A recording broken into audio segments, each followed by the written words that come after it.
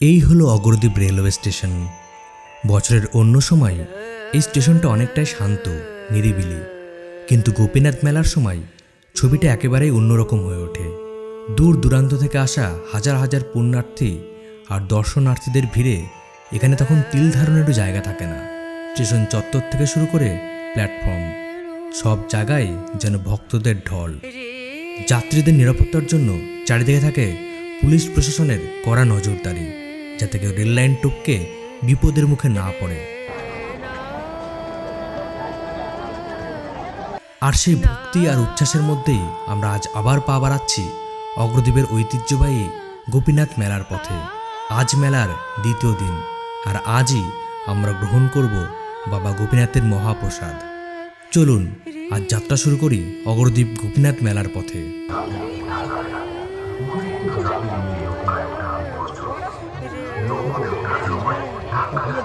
আজ অগ্রদ্বীপ গোপীনাথ মেলার দ্বিতীয় দিন, আর আজকে এই মেলাতে মূলত অন্ন মৎস্য বিতরণ করা হয়। আর আজকে মেলায় যে ভিড়, তারও পরিমাণ চোখের পড়ার মতো। প্রচুর পুণ্যার্থী যারা মেলা থেকে ফিরে যাচ্ছেন, আবার কেউ আসছে।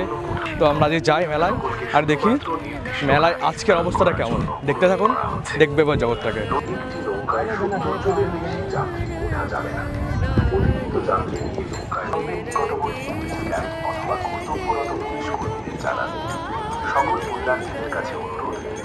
বিনতি করতে মে তো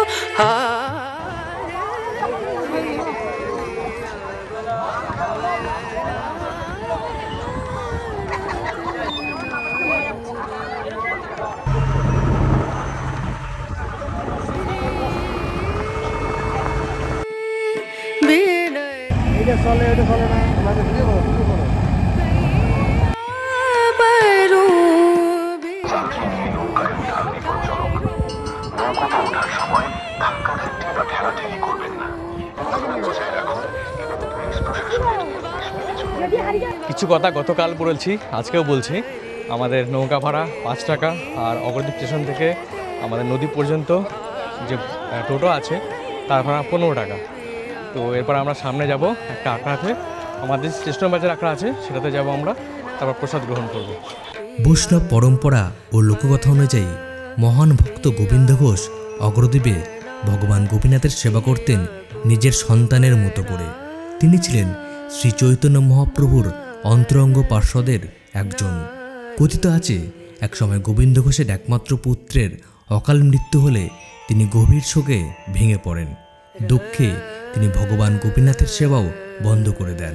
তখন ভক্তের এই অসীম বেদনা দেখে ভগবান গোপীনাথ অলৌকিকভাবে তাকে আশ্বাস দেন, তুমি কেন কাঁদছ?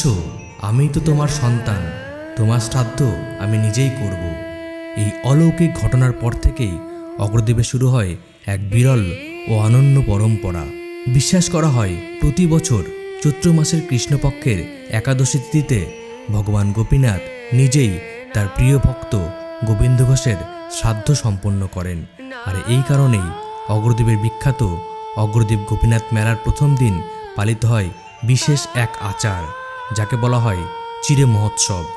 এই দিনে ভক্তদের মধ্যে বিতরণ করা হয় বিশেষ চিড়ে প্রসাদ, যা গোবিন্দ ঘোষের শ্রাদ্ধ বা পরলৌকিক ক্রিয়ার অংশ হিসেবে মানা হয়। তবে এর আরেকটি ভক্তিমূলক ব্যাখ্যাও রয়েছে। অগ্রদ্বীপের গোপীনাথ ভক্তদের কাছে অত্যন্ত স্নেহময় ও সহজলভ্য দেবতা হিসেবে পূজিত, তাই মেলার সূচনায় তাকে নিবেদন করা হয় অত্যন্ত সাধারণ ভোগ চিড়ে। এই পবিত্র খাদ্য সহজে প্রস্তুত করা হয় এবং হাজার হাজার ভক্তের মধ্যে দ্রুত প্রসাদ হিসাবে বিতরণ করা সম্ভব।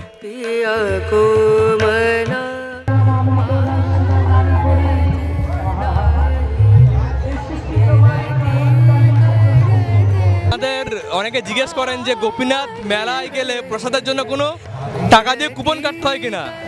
আমরা উত্তরটা একটু জেনে নেবো কাকুর কাছে। আমাদের এখানে আসলে পরে আমাদের চিড়ে মহোৎসবের দিন থেকে একবারে আজকে সন্ধ্যা পর্যন্ত প্রসাদ চলে, এজন্য আপনাদের কোনো চাপ নেই। আপনারা সব সময় প্রতি বছর আমাদের এখানে আসবেন, সব সময় প্রসাদ পাবেন, কোনো চিন্তা নাই আপনাদের। কখন থেকে প্রসাদ দেওয়া শুরু হয়? আমাদের কালকে সকাল 8টা থেকে শুরু হয়েছে গতকাল, আর আজ সন্ধ্যা 7টা পর্যন্ত চলবে। প্রসঙ্গক্রমে বলে দিই, অগ্রদ্বীপ মেলা উপলক্ষে, অগ্রদ্বীপ গোপীনাথ মেলা উপলক্ষে আমি আগেই বলেছি 500 মতো আখড়া বসে। আর এখানে অসংখ্য দূর দূরান্ত থেকে আখড়াগুলো আসে, সেখানে সব জায়গায় প্রসাদের ব্যবস্থা করা হয়। আজকে কখন থেকে শুরু হয়েছে প্রসাদ দেওয়া আর কখন চলছে? আজকে আমাদের সকাল 8টা থেকে শুরু হয়েছে, আর কতক্ষণ চলবে? সন্ধ্যা 7টা পর্যন্ত। আর আমি এই মুহূর্তে রয়েছে আমাদের অগ্রদ্বীপ স্টেশন বাজারের যে আখড়া, সেই আখড়াতে আমরা একটু পরিচয় করে নিই। আপনি একটু বলে দিন কে কে আছে এখানকার। আমাদের মোটামুটি রান্নার টিম সবাই এরা, এবং যারা পরিচালনা করে তারা সবাই এখানে আছে। এই নামগুলো একটু বলে দিন এখানে। হ্যাঁ, অশোক সাহা, অসীম বোস, সাগর মণ্ডল, নারায়ণ বিশ্বাস, সুশান্ত সরকার, জহর বিশ্বাস, হ্যাঁ নির্মল সরকার। মোটামুটি কতদিন ধরে চলছে এই যে মেলা? আমরা 1400 সাল থেকে এটা শুরু করেছি। হ্যাঁ, আর এই নেপাল কাকুকে সবাই চেনে, আর বলতে হবে না, সবাই চেনে, এর আগেও দেখেছে নেপাল কাকুর করে। আর কাকু হচ্ছে, কাকুর একটা বিশেষত্ব হচ্ছে কাকু সব জায়গায় প্রসাদের বিতরণ একটা মোটামুটি দায়িত্ব নিয়ে নেয়, যত আশেপাশের প্রসাদ বিতরণ করা হয়। মেলা ছাড়া আমাদের অগ্রদ্বীপে যত রকমের সবই হ্যাঁ, কাকুর সবাই আমি আছি। হ্যাঁ, আজকে মোটামুটি চলবে। হ্যাঁ। আর মেলাটা মূলত কত দিনের? এই মেলা প্রায় লোকে তো বলে 500 বছর। না না, বলছি এই যে মেলাটা চলছে, দুদিন ধরে চলছে আজকে, হ্যাঁ। আর কদিন থাকবে মেলা? ও এটা আগামীকাল পর্যন্ত থাকবে। আগামীকাল পর্যন্ত? হ্যাঁ। মোটামুটি 3 দিন চলে। হ্যাঁ, 3 দিন চলেই। আর এই 3 দিনে মোটামুটি খাবারের কোনো অসুবিধা নেই? না, খাওয়ার অসুবিধা নেই। আর যারা আসছে দূর দূরান্ত থেকে, তারা থাকাও এই আখড়াতে থাকতে পারবেন তাহলে? আমাদের আগ্রাতেই থাকে। হ্যাঁ, তো দূর দূরান্ত থেকে যারা আসছেন তারা যদি থাকার কোনো সমস্যা পাবেন, কোনো সমস্যা নাই, এরকম উপরে দিয়ে সব ব্যবস্থা করা আছে, তো আপনারা আরামসে থাকতে পারবেন, কোনো রকম অসুবিধা নাই। আর কাকু যদি আর কিছু বলে? আর বলবো যে দূর দূরান্ত লোকদের আমরা বলবো যে আপনারা আসবেন, আমার এখানে সব সময় প্রসাদ পাবেন, ওর জন্য কোনো চাপ নেই, সব সময়। কেমন লোক হয় মোটামুটি মেলাতে? তো আমাদের মেলায় অন্তত 8-10 লাখ তো বটেই। 8-10 লাখ। হ্যাঁ, অবশ্যই 8-10 লাখ লোক তো বটেই। ঠিক আছে, থ্যাংক ইউ। আপনারা যারা দেখছেন অগ্রদ্বীপ স্টেশন বাজারে যে আখড়া আছে, কাকু আবার বলে দেবে সবাইকে আসার জন্য। হ্যাঁ, আমরা সবাইকে নিমন্ত্রণ করছি, প্রতি বছর আসবেন, কোনো সমস্যা নেই, আমরা সব সময় আছি আপনাদের পাশে। প্রসাদ প্লাস থাকার জায়গা। হ্যাঁ, প্রসাদ প্লাস আমাদের প্যান্ডেলে থাকার ব্যবস্থা আছে। ঠিক আছে, এটা অনেকে কোশ্চেন করে যে দূর দূরান্ত থেকে আসছেন কিভাবে থাকবেন বা খাবেন কি, তো কাকু একদম নিমন্ত্রণ করে দিল সারা জীবন যতক্ষণ কাকুর আমাদের এই স্টেশন বাজারে আখড়া আছে, তো আপনারা আসবেন, থাকা খাওয়া কোনো সমস্যা নেই। না, কোনো সমস্যা নাই। ধন্যবাদ, নমস্কার। নমস্কার।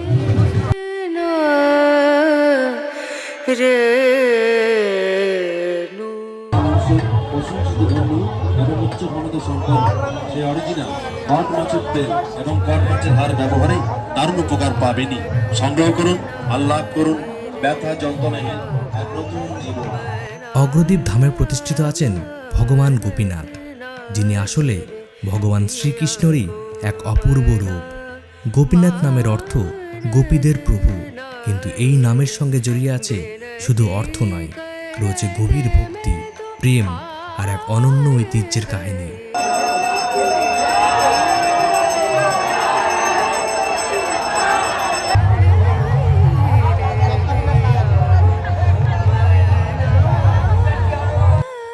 গোবিন্দ ঘোষের তিরোভাবের পরে গোপীনাথ বিগ্রহকে কেন্দ্র করে নানা বিরোধ তৈরি হয়। একসময় বিগ্রহটি কুষ্টিয়ায় নিয়ে যাওয়া হয়, পরে পাটলের জমিদার উদ্ধার করে নিজে অধিকারে রাখেন এবং উৎসবের সময় তিনি অগ্রদ্বীপে পাঠাতেন। পরবর্তীতে বাংলার নবাব মুর্শিদ কুলি খানের আমলে নদিয়ার রাজপরিবার গোপীনাথের দায়িত্ব গ্রহণ করেন। এরপর রাজা রঘুরামের সময়ে অগ্রদ্বীপে আবার স্থায়ীভাবে প্রতিষ্ঠিত হয় গোপীনাথ। পরবর্তীতে আরেকটি উল্লেখযোগ্য ঘটনা ঘটে। শোভাবাজারের রাজা নবকৃষ্ণদেব মাতৃশ্রাদ্ধ উপলক্ষে গোপীনাথকে নিজের রাজবাড়িতে নিয়ে যান, কিন্তু পরে তিনি বিগ্রহ ফেরত দিতে অস্বীকার করেন। বিষয়টি শেষ পর্যন্ত পৌঁছায় ব্রিটিশ শাসনের আদালতে।